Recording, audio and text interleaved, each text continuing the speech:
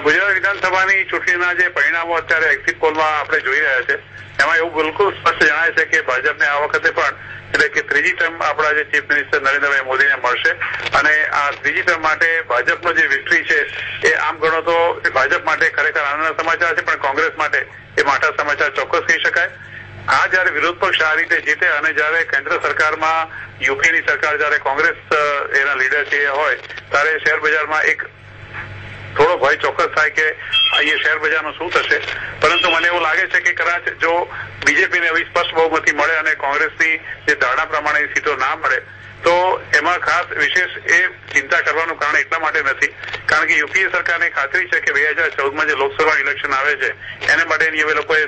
સંપૂર્ણ તૈયારી કરવી પડશે અને જે અત્યારે જે લોકોની સીટ કદાચ આ ધારણા છે માત્ર કે જો કદાચ એ લોકોને ઓછી સીટ મળે તો આવનાર દિવસોની અંદર જે લોકસભાની ચૂંટણી છે એમાં કઈ રીતે આ કોંગ્રેસની પરિસ્થિતિને વધુ મજબૂત બનાવી એને માટે જે કંઈ બી પગલાં લેવાની જરૂર પડશે 2013 અને 2014ની શરૂઆતમાં ખાસ કરીને રિફોર્મ્સ વગેરેના કે જે કંઈ પણ આપણા આર્થિક સુધારાને વેગ આપવા માટે એની પ્રક્રિયાઓ ખૂબ ઝડપી બનશે અને એને જ કારણે બજાર માટે એક સારા સમાચાર હશે. એટલે એવું લાગે છે કે કદાચ જો બીજેપીની જીત એક્ઝિટ પોલ પ્રમાણે થાય અને કોંગ્રેસની હાર થાય તો કોંગ્રેસ કદાચ આવનાર દિવસોની અંદર એ યુપીએ સરકારના જે કંઈ રિફોર્મ્સના પગલાઓ છે એને વધુ ત્વરિત, વધુ મજબૂત અને વધુ ઝડપથી એ લોકો અમલ કરવાની કોશિશ કરશે, જેથી 2014ની અંદર લોકસભાની ચૂંટણી આવે ત્યારે એ લોકો કહી શકે કે આ પગલાં અમે છેલ્લા 1 વર્ષમાં લીધા છે અને પોતાની પરિસ્થિતિ મજબૂત બનાવે. આ તમામ જે પરિબળો છે શેર બજાર માટે સકારાત્મક છે. એટલે મને એવું લાગે છે કે બીજેપીની કદાચ અહીંયા જીત થશે તો આવનાર દિવસોમાં શેર બજારે ખાસ એની માઠી અસર નહીં થાય. ઓન ધ કોન્ટ્રી મારું તો એવું માનવું છે